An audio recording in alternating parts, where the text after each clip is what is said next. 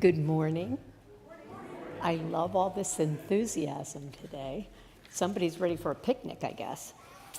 My name is Shay, and I'm very happy to be serving as your worship associate on Flower Ceremony Sunday. Yay! Yay! The vases are full of beautiful blooms of all hues, shapes, and sizes, and so is our congregation. On behalf of First Unitarian Church of Wilmington, I welcome you to this morning's hybrid service, whether you're joining us virtually or here in the sanctuary. If you are new to First Unitarian, I invite you to check out our website, firstuuwilm.org, to learn more about us and to sign up for our email newsletter. If you're joining us online and you're interested in learning more about our congregation's ongoing activities, you will find a link in our chat that leads you to a brief form enabling you to sign up for our e-newsletter. First Unitarian Church is a welcoming congregation. We affirm the worth and dignity of all, no matter your racial or ethnic identity, pronouns or gender expression, sexual orientation, family structure, income, immigration status, language, size, or abilities. You are welcome here. A couple of noteworthy celebratory mentions. First, yesterday marked the beginning of Pride Month. So happy Pride Month to all who celebrate. Also, I understand that, is it school is ending soon? Who's sad about that? Parents? No. Well, I wish you all a wonderful and happy summer. We hope you'll join us outside today after the service for our fun-filled potluck lunch and field day with activities for all ages. If you didn't bring a lunch, no worries. Hot dogs and sloppy joes, both meat and vegan versions, will be available, and water ice will also be served. And yes, you are allowed to skip right to the water ice. And now let us prepare our hearts and minds for worship.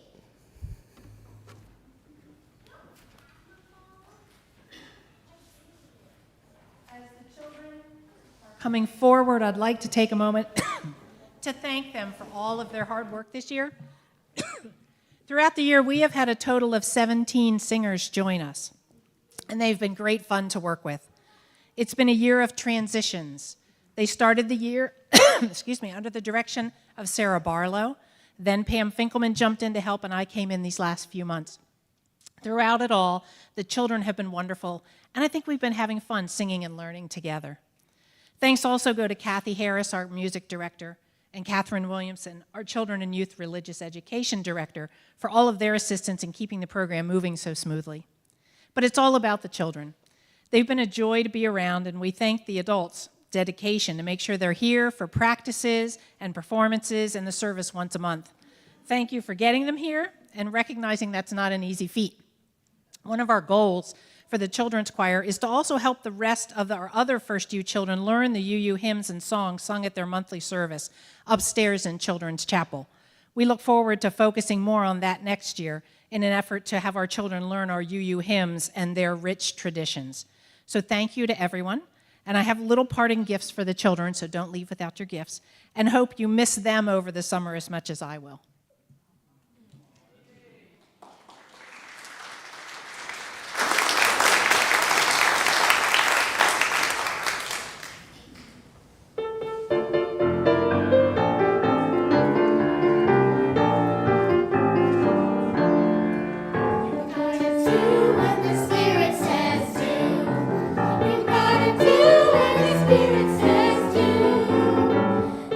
Spirit says do, you gotta do.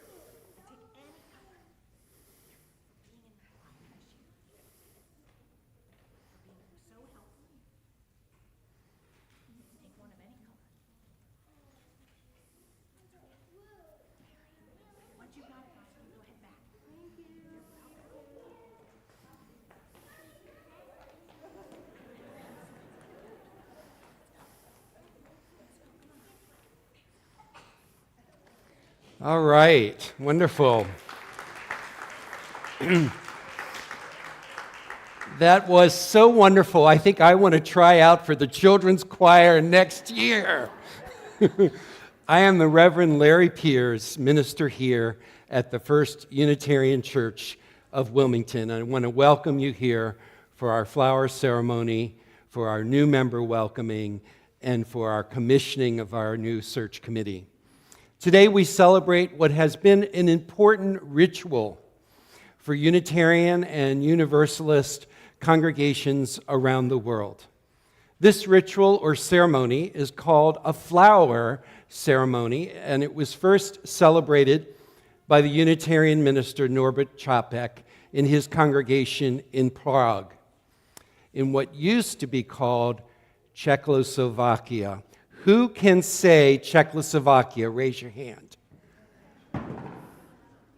Okay, let's give it a try. Someone say it. Wonderful, you did so well. Now say Czechoslovakia 3 times really fast. Great. I'm so glad that it's now called the Czech Republic. So I visited that Unitarian congregation in Prague in the Czech Republic not 100 years ago when this ceremony was first instituted, but more like 7 or 8 years ago. So to open our worship today, I thought it would be helpful for all of us to hear the story of the flower ceremony. So we have a short 3-minute video that tells that story.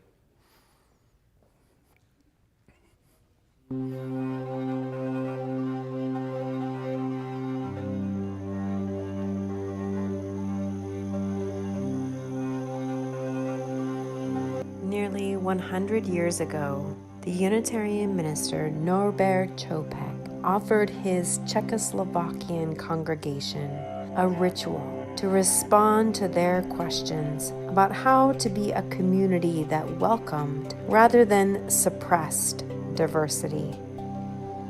Czechoslovakia was a country formed in the aftermath of war, struggling just 5 years after the end of that war with questions of belonging and identity, trust and anxiety. Čapek's ritual took the traditional bread and wine communion that his community was too heretical for and too resistant to these usual symbols and played with this ritual. He turned instead to the beauty of nature all around them and invited each of his congregants to find a flower and bring it to the church one Sunday. That each person would find the flower that was beautiful to them was a symbol of their affirmation that each of us has a piece of the truth, our unique sense of what beauty means.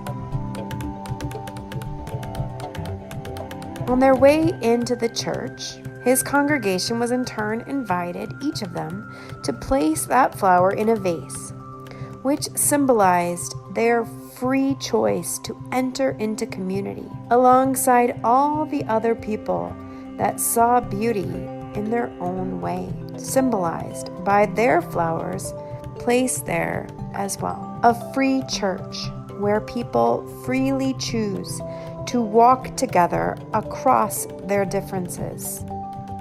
Once everyone had gathered, they'd bring the vase forward. Then the minister, Čapek, he would bless it.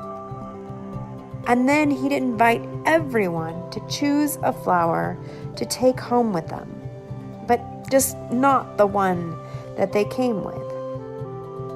Again, this free choice affirmed each person's choice to be blessed by another and to receive with an open heart their different understandings of beauty and to feel connected rather than divided by this difference. In this moment where so many forces seek to divide people, to play on our fears of differences and our anxieties of the other, here we remember that we freely choose to walk together and to be blessed by the differences between us and to see these differences as beauty.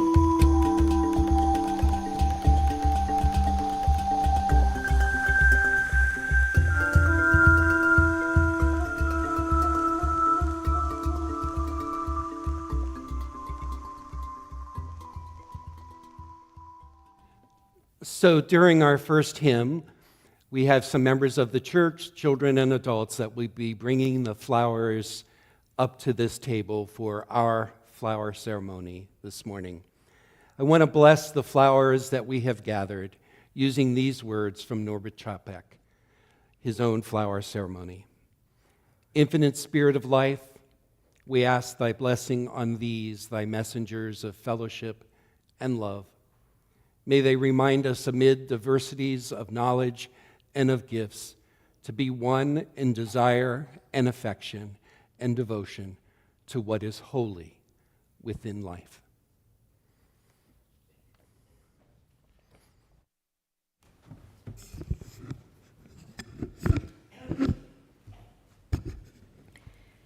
If you have a chalice at home, I invite you to join me in lighting it now. As Michael lights our chalice, I give you these words from Amy Zucker Morgenstern. Within the heart of the flower, the fountain of beauty.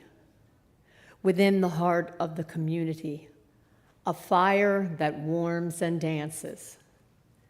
Within the heart of each of us, a spark of the spirit of life. Holy, holy, holy.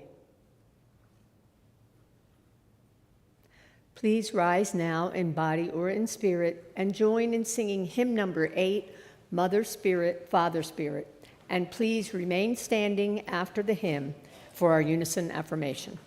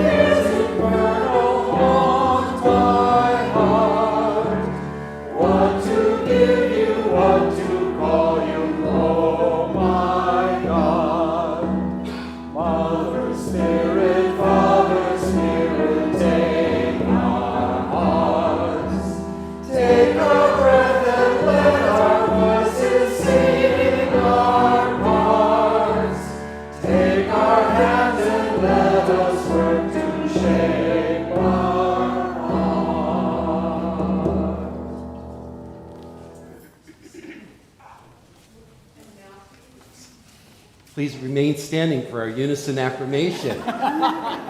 Please join me in affirming our mission. First Unitarian Church of Wilmington is a beloved community that nourishes minds and spirits, fights injustice, and transforms the world through loving action. And now you may be seated. Here are gathered the flowers that many of us brought today to put in these vases representing our coming together as a community in all of our diversity, in all of our unique gifts. And when we gather who it is that we are, there is an alchemy, there's a magic, there's a wonder that happens if we just step back and notice it. So we're going to ask you in just a moment to come forward and take a different flower than the one that you may have brought. Now, if you didn't bring a flower, that's okay, because there's more than enough flowers for everyone to take one. And that is also one of the gifts of community. We've got your back. Taking a different flower represents that transformation that we hope is at the heart of our coming together as a religious community. And now we would like the children to come forward and choose their flower. Let's line up and go ahead, take whichever one you want. Be very gentle. Don't take the vase, just the flower.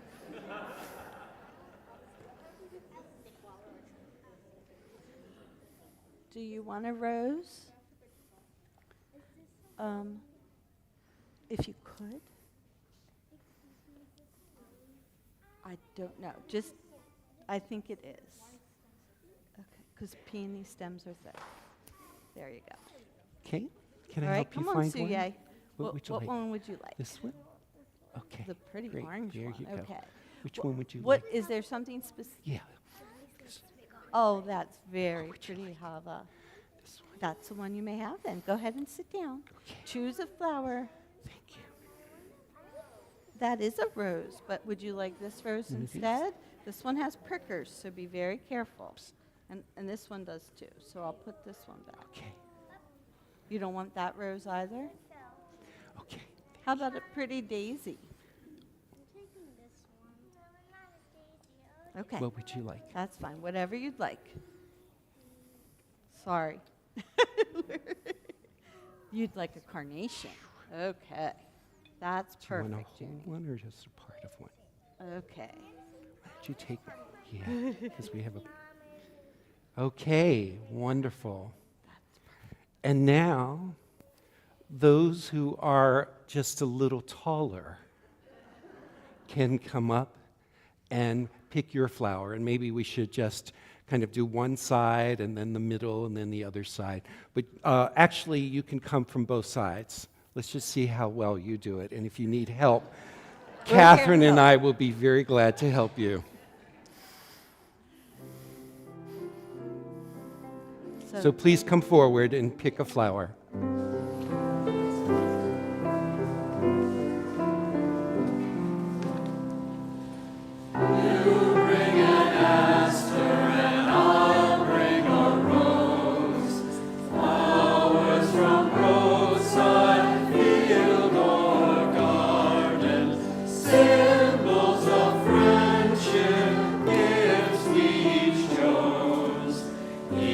Blossom praises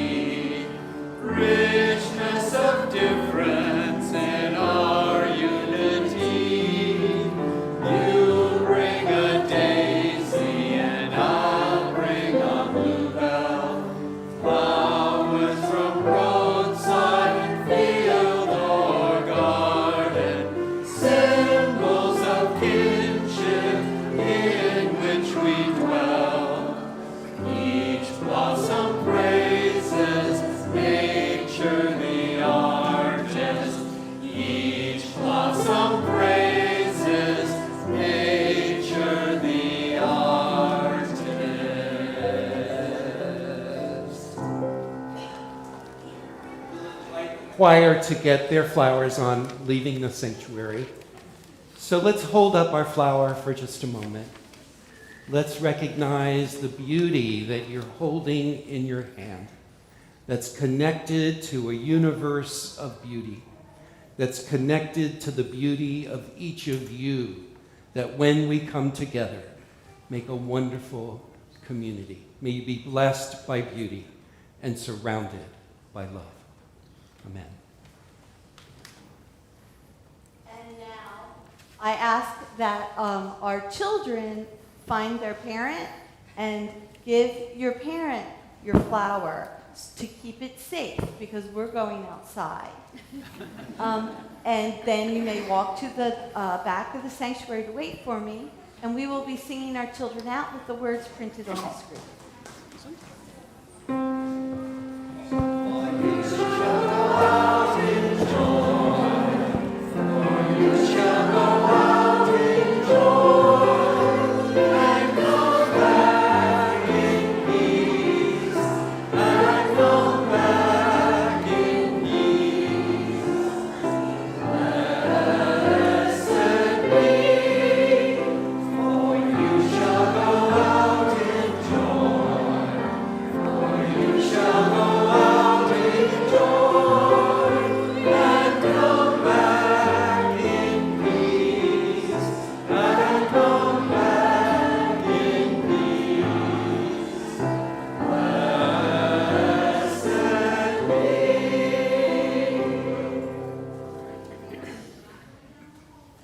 So let's join our hearts together in a time of prayerful meditation. I do, as we begin this time of prayer, have to announce that 2 of our members have passed away in this past week. So let's brace ourselves for grief once more. Let's create a space here that is big enough to hold grief.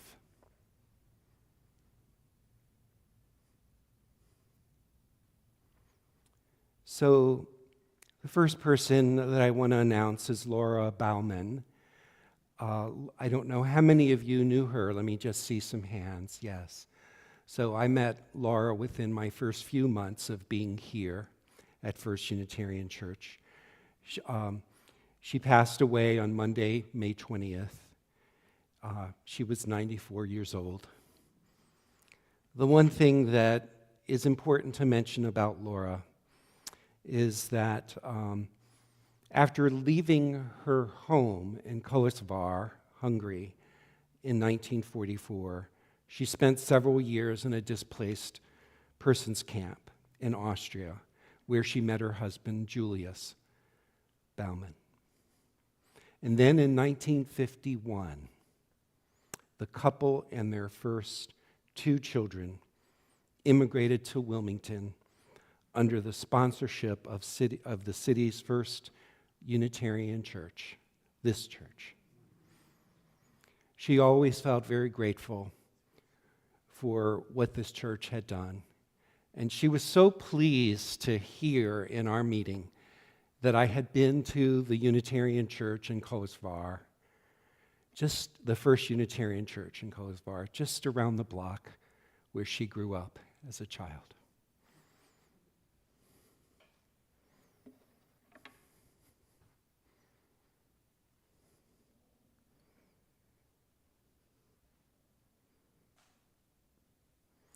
So I light this candle to remember the light and the warmth that radiated from the life of Laura Bauman.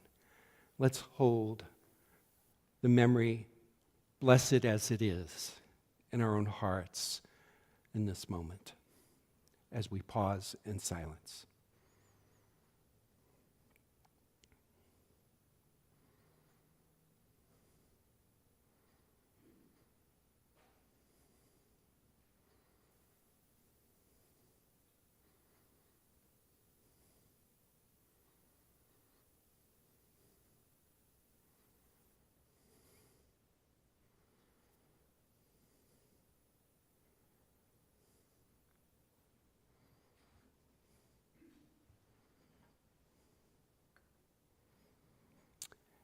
I will be doing a gradeside service for Laura with her family this Thursday.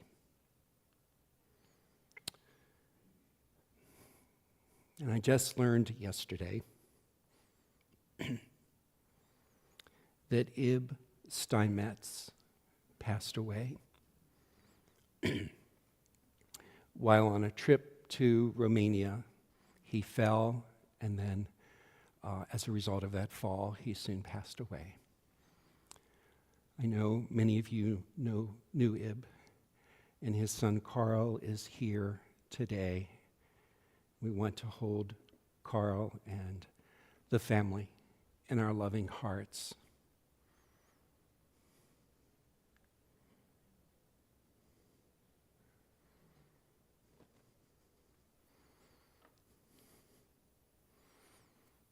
May the light that is Ib and the warmth of his life radiate to all who knew him as a blessed and shimmering memory. And may those impacted most directly by his passing, particularly Carl, who's here today, feel our love surrounding you and upholding you.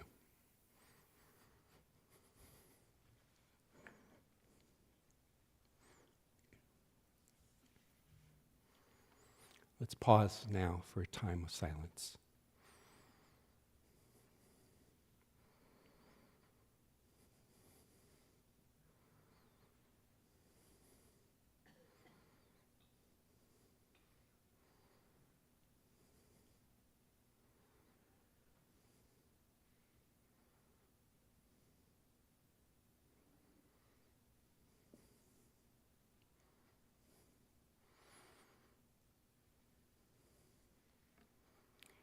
As the details become clear, we'll share the information about the celebration of life, a memorial service with the congregation.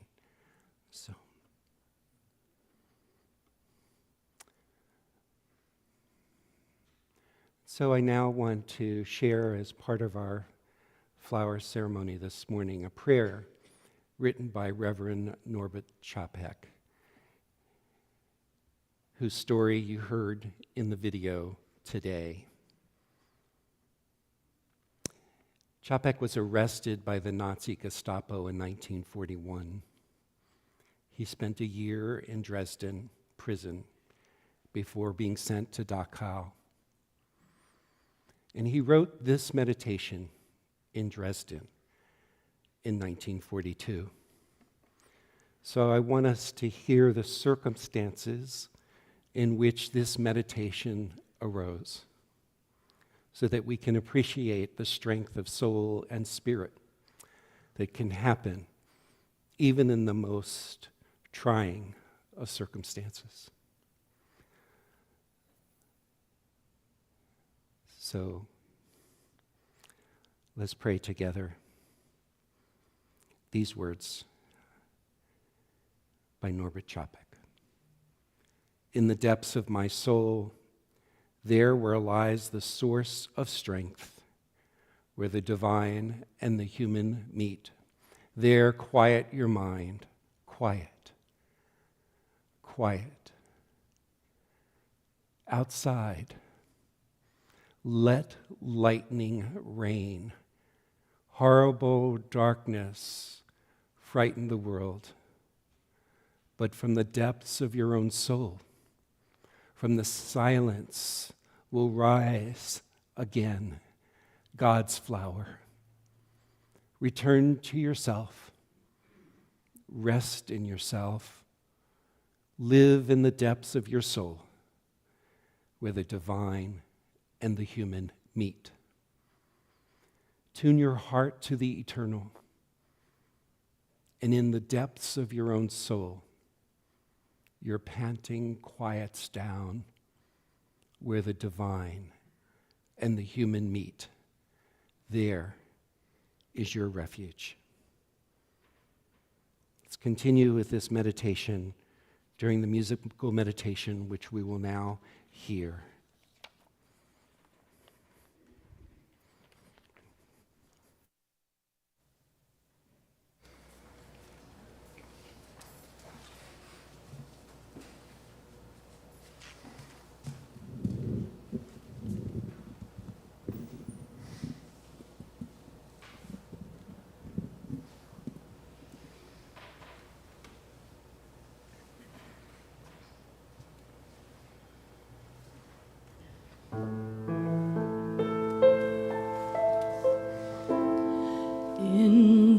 depths of my soul, there where lies a source of strength, where divine and human meet, there quiet your mind, quiet.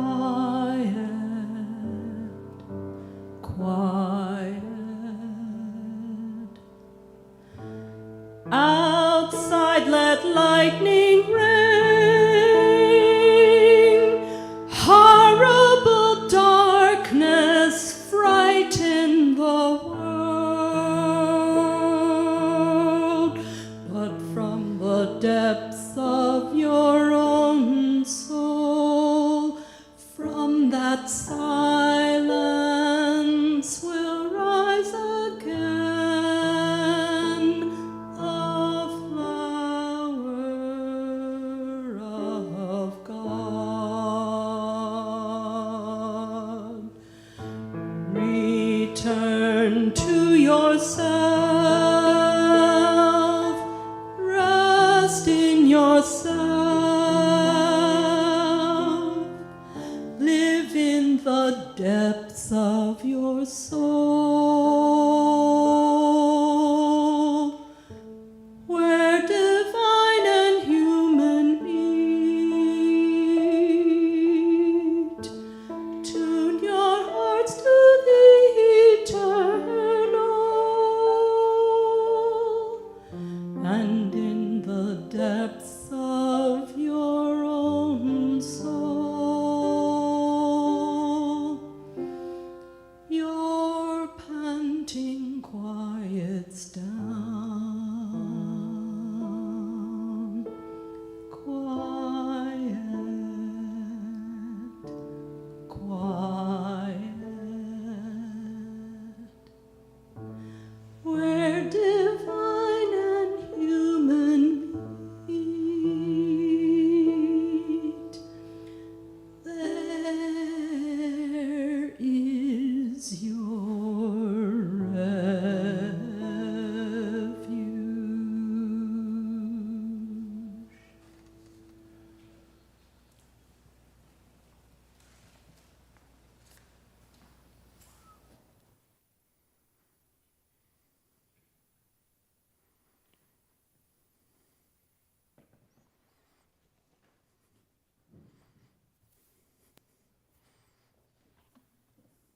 Thank you.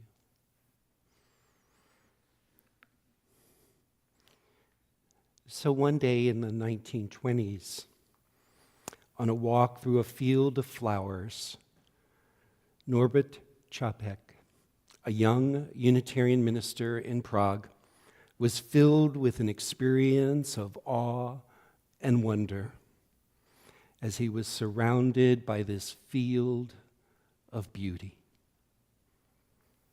Whether our sentiments tend towards the scientific or the spiritual, or a little of both, whether we tend towards the ordinary or the extraordinary, we know of this common human experience of a sense of wonder that at times can bring us to a place of inner stillness and reverie, that at times can strengthen our resolve for actions that transform our social world into a world worthy of such inner and outer beauty. The sense of wonder is perhaps the most human of experiences, yet it is a fleeting experience, lingering often in the memory of the heart and sometimes traveling with us throughout life. Sometimes wonder is pushed aside as impractical, and sometimes wonder is forgotten as we become absorbed in the important affairs of everyday life. And sometimes, as in the experience of Čapek, wonder finds us. This sense of wonder is among the most simple and spectacular experiences within life. Although it might not often be talked about, since we often can't find it hard to express the reverential, the reverie, and its inner knowing. Wonder seems to be the common source of so much poetry, so much song, so much prose, and wonder is sometimes the impetus for those who seek to work towards a planet transformed by our care. I cherish those moments when wonder visited me. I can't imagine who I would be without those visits. I know I draw upon those experiences of wonder sometimes when the world seems bleak and life seems uncertain.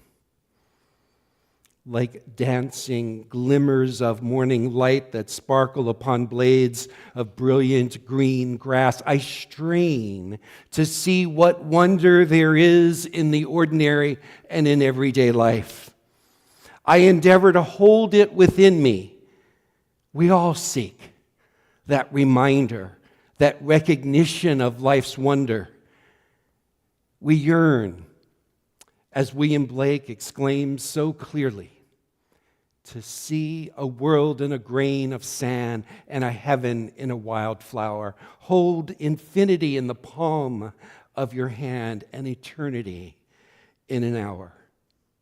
Wonder, my friends, contains sustenance for us, even when in its subtlety it seems so intangible, so unnecessary. For some of us, wonder contains the whispers of the divine. For others of us, wonder seems implicit within the ordinary scheme of things. For some of us, it seems as if wonder stopped writing handwritten letters to us long ago. And for others of us, we are available to receiving notes in the everyday that let us know that wonder is here, that it is composing us. We like to imagine that it is the rational only that has propelled us forward, that it is science alone that will save us. But that mythology dissolved long ago. The dividing lines between wonder and rationality that we speculate about are just that, speculation. Every now and then, someone speaks to us beyond these artificial divisions that we have constructed in our mythologies. Such a person was Rachel Carson, the marine biologist and conservationist, a scientist, in other words, who in her book, first published in 1955, had the title Sense of Wonder, a celebration of nature for parents and children. Carson was awakened to the horrific results of a science and technology without a sense of wonder to accompany it. In another book, in 1962, The Silent Spring, she exposed the dire consequences of the hazards of the pesticide DDT, and Rachel Carson's work is often seen as the front stage of our environmental concerns. Carson's dedication to science was coupled with her fundamental sensibility to conserve nature. And this sensibility was cultivated by a sense of wonder. A sense of wonder that came from her inner experiences of nature, which she worried could become elusive to subsequent generations. She writes to parents, but really to all of us, when she states, "If I had influence with the good fairy who is supposed to preside over the christening of all children, I should ask that her gift to each child in the world be a sense of wonder, so indestructible that it would last throughout life as an unfailing antidote against the boredom and disenchantment of later years, the alienation from the sources of our strength." I wish for each of us and our children this enduring cultivation of a sense of wonder. I concur with D.H. Lawrence, the author, who proclaimed there is a sixth sense, the natural religious sense, the sense of wonder. Čapek knew that somehow that this experience of beauty, of awe, of wonder was so fundamental that he wanted to somehow incorporate it into his ministry, into his worship. He was ministering at the time to a large number of people in the Unitarian Church in Prague who had, like himself, left traditional religions, especially the Roman Catholicism of their time, and sought a faith that would speak to their intellects as well as their hearts. In reaction to their religious past, they threw out almost all the things that we consider elements in worship. The services in his church had become mostly lectures, but eventually Čapek wrote a number of hymns, like the one we just heard as our opening hymn, Mother Spirit, Father Spirit. Čapek incorporated original meditations rather than rote prayers. And on June 4th, 1923, fingers and toes, that's just about 100 or so years ago, Čapek, inspired by his experience in that field of flowers, developed a ritual that could speak to his Unitarian congregation in Prague, which in the 1920s, by the way, grew to close to 3,000 members and also included 8 satellite congregations around the Czech Republic. In 2017, I spent a week in the Czech Republic facilitating a training for the successors of those congregations established by Čapek. Čapek realized that we need sermons to speak to the head and the heart, and we need music to lift and express our spirits. We need poetry and meditation to speak to our inner lives. Čapek knew that we also need ritual to remind us of the ineffable, that which is incapable of being put merely into words. And so the ritual of the flower ceremony reminds us of the vast and various beauty of nature so that we do not take it for granted. And the ritual of the flower ceremony also reminds us that there is a beauty that happens when we come together as individuals to cultivate a religious community. The flower ceremony reminds us that a congregation is more than a collection of individuals, each doing their own thing, each fulfilling their own needs at their own convenience. A congregation that is an authentic community invites each of us to show up fully ourselves, like the individual flowers that add to the vase. And to also experience that alchemy, that creative interchange, the beauty that emerges when we each dedicate ourselves to being together, to being here for one another in times of joy and sorrow, to engaging with one another in authentic dialogue, and to finding the common collective strength and hope to address the social and the political concerns of our day.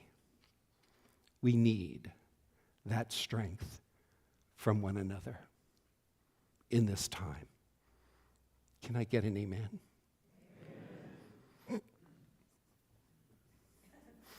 In the flower ceremony, a unique and beautiful bouquet that is created on the spot by our each adding it reminds us that a congregation can be something to behold, to cherish, and to not take for granted. Likewise, it is human wonder that we make happen when we dedicate ourselves to not just our own spiritual and personal growth, but also to the personal and spiritual growth of each other in this community. When we take a different flower than the one we might have brought, we symbolize the possibility of transformation that should be at the heart of our engagement with one another, a synergy between personal growth, spiritual development, and social transformation.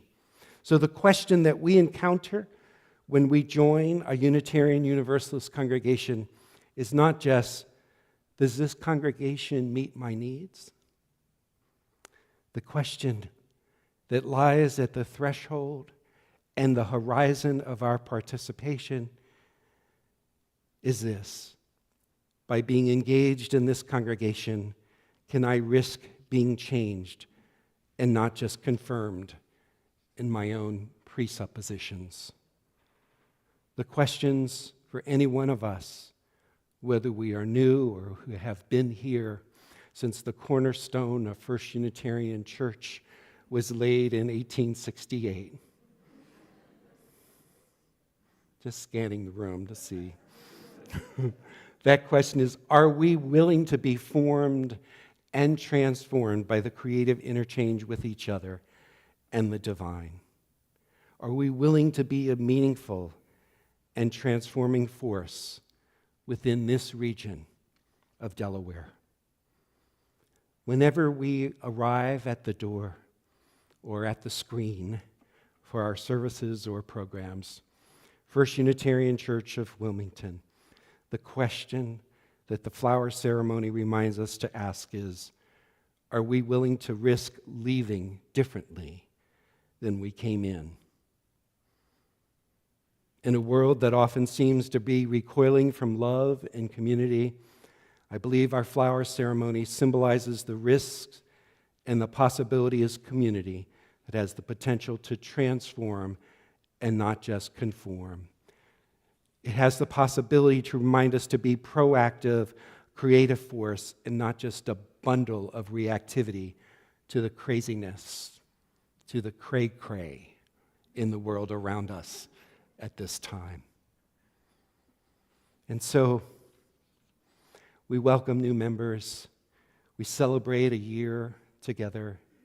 Let us recognize why we are here, what holds us together, and what's the purpose that ignites the flame that is within us and among us each Sunday.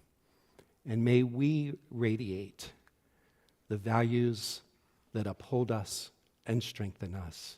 May we be a beautiful bouquet to behold again and again in our uniqueness and our diversity. So may it be. Amen.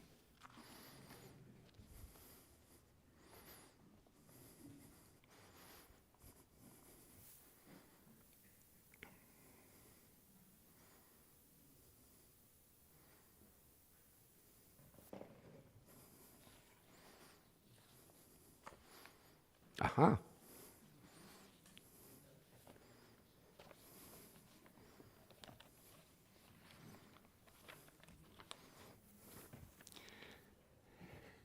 So we now welcome our new members. And this morning, we are particularly excited about officially welcoming the newest members of the First Unitarian Church of Wilmington. Vivian Gray, the co-president of our congregation, Paula Mariano of our membership team, join me today for this new member welcoming. Please take the time to connect with our new members, find ways to connect with them, and to connect them to this congregation's life and ministry. Just so happens we have a field day with refreshments today after the service. Great time to connect. So as your name is called, please come forward if you're present and want to be acknowledged. Monica Klinke. Okay. Okay, Monica, you're going to stay there. You're going to have a little chalice pin, but you'll get it after. Michelle Ross, Rashbaum, and Amy Wallach.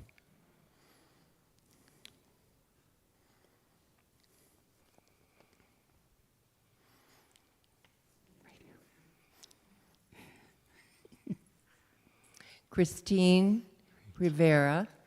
That's great. And Stephen and Georgianne, he could not be here. We want to honor the roots of this congregation, founded in 1866 by an intrepid group of people some of whom are still here, who wanted to bring the message of a liberal approach to Christianity and a Unitarian congregation to this area. Over the years, this congregation's perspective has broadened into one that draws from the sources of many religions, literary, music, artistic, and scientific perspectives, as we endeavor to embody our guiding principles into practices that transform lives in our society. Over the years, clergy, lay leaders have served this congregation, enriching and challenging and deepening it. Together, they have cultivated this congregation, and today we invite each of you into this beloved community to enrich us with your experiences, your perspectives, and your gifts. You enrich us, you add to the beauty of what we are and what we will become. So I welcome you. Now, will the members of First Unitarian stand in body or spirit and offer the welcoming words you will find on your screen?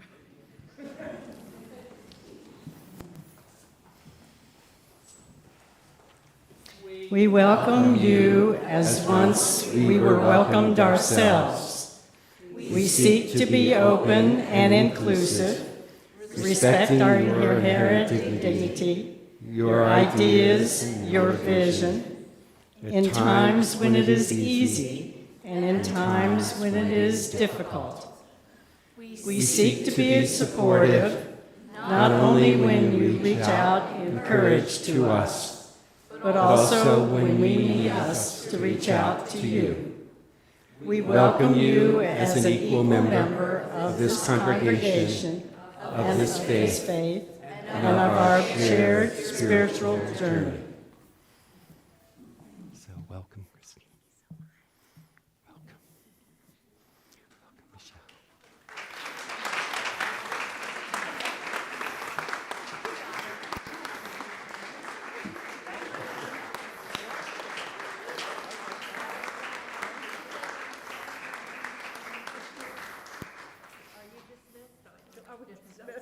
Thank you so much. Thank you. Yeah, it's great.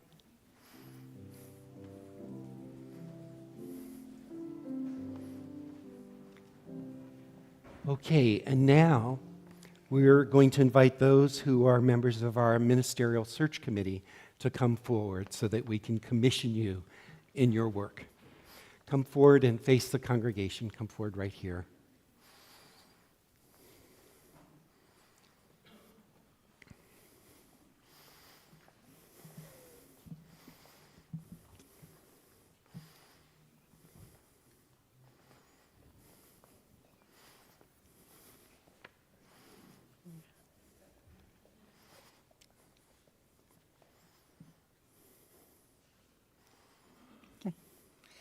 In August 2025, over a year from now, we will be welcoming our new minister for First Unitarian Church of Wilmington. There's a lot to be done between now and then. There will be meetings, surveys, conversations. Our ministerial search committee leads this process, and everyone will play a role. So we begin today by recognizing our search committee and sending them forth to do the work we have elected them to do. So you're here. Thank you. So these leaders need your blessing if they are to do what you have asked them to do. They need your affirmation, your support, and your participation in the process that will bring you your next settled minister. They are charged with an important task, and we ask them to let their work be guided by the values we hold dear, by the spiritual diversity of this congregation, and with both the rich history and the exciting future of First Unitarian Church of Wilmington in their hearts and in their minds. Will the congregation please rise in body or in spirit and affirm the following by saying, "We will," after my statement. Will you put your trust in these leaders you have elected and give them your support and promise to fully participate in the meetings, surveys, and conversations when asked to do so? And please say, "We will." We will. Say it one more time. I'm looking at you all. We will. Okay, great. Okay, and to the search committee. Do you covenant with your fellow congregants to be faithful to the search process and to do your best as you embark on this essential work necessary to bring your next settled minister to First Unitarian Church of Wilmington? If so, say, we do. We do. I want you to all know that I will continue to minister to all of you within the boundaries of confidentiality around the search process. I'm here to serve as a pastor to the search committee and will assist you in your process when needed, however needed. And in this role of minister, I want to give you this chalice that I hope you will light whenever you gather. Who wants to be the keeper of the chalice? Okay, great. And each time you light it, I hope you will light it whenever you gather, and may it help to center you and light your way. Each time you light it, may you remember that the rest of us are with you in spirit on this journey. I've given you lots of candles. You can have as many meetings as you want. So let's offer them our blessing and our support.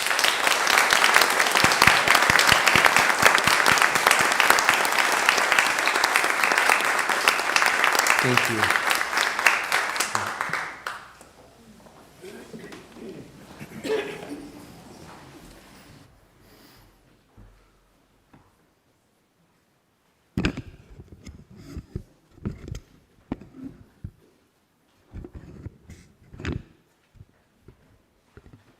There is so much to celebrate today. There are as many celebrations as there are flowers. The flowers we all hold now symbolize not only the idea that we are one, but also the passing of another church season. And what a season it's been, as evidenced by today, as among other things. Since the pandemic has waned, First U, like many other organizations, has had to face the challenge of how to regain momentum and move forward. And under Reverend Larry's impeccable leadership, we rose to that challenge. Our membership has increased, our programming has expanded, and thanks to our AV team, our inclusive hybrid services have enabled more members to remain connected through inclement weather and other attendance impediments. Our congregation is indeed thriving, and the growth, the enthusiasm, and the generosity have enabled First U to continue to find new ways to meet the needs of its members. So today, along with the standard obligatory nudge and reminder that stewardship is what keeps us thriving, I want to offer a sincere thank you to every member who, in their own way, has been a part of First U's growth.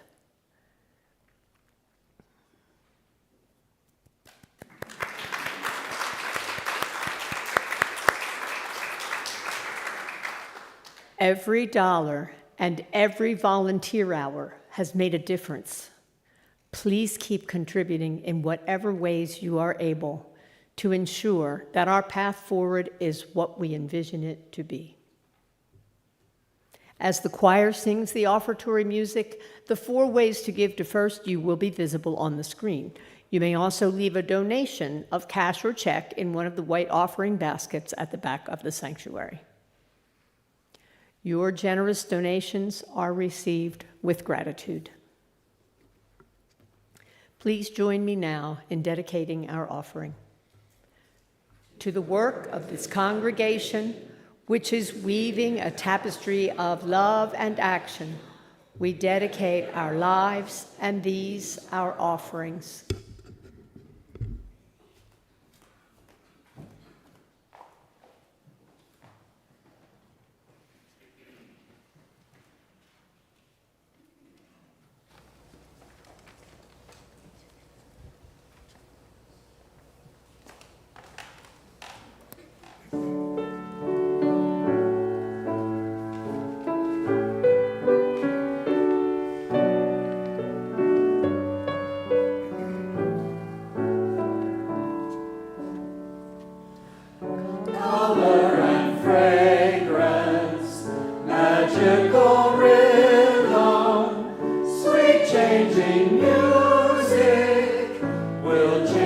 us with them, life within life, inner life gently growing.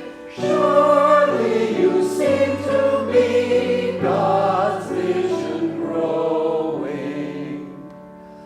Oh, starry heavens, worlds of all splendor, suns without number, new life engender, wheel in a wheel with the light brightly glowing, moving in harmony, God's vision growing.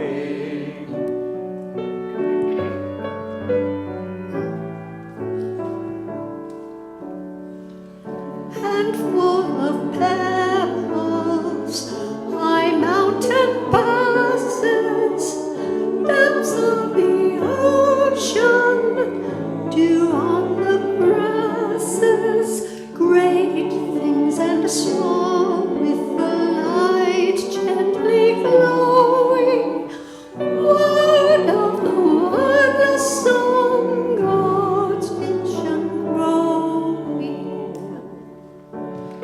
Lower wings, lace wing and sparrow, in field and forest, clover and yarrow, life greeting life with the light brightly glowing.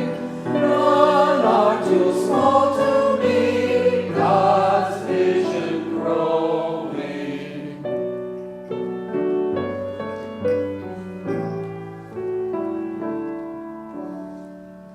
In human eyes burns the soul of living, illumines altars of loving giving. Greeting we meet, seeing light brightly glowing, sharing a greater life, God's vision growing. Sharer of all things, to us you've given our chance to keep here on earth the heaven, moving in harmony, light gently glowing. May we be gratefully God's vision growing.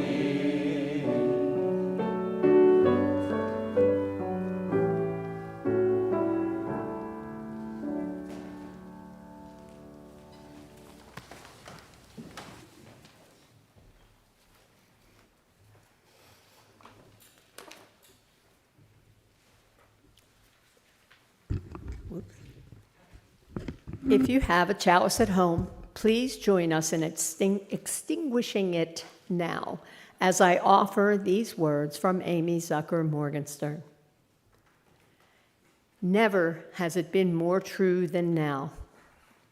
We extinguish this flame, but the sparks within us remain alight.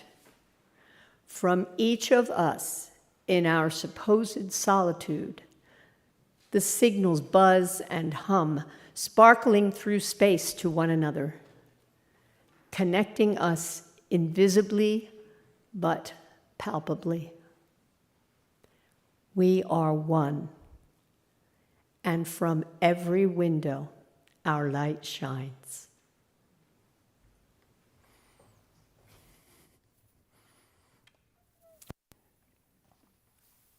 Anyone visiting us for the first time this Sunday, just know that we don't always have so many things within one service.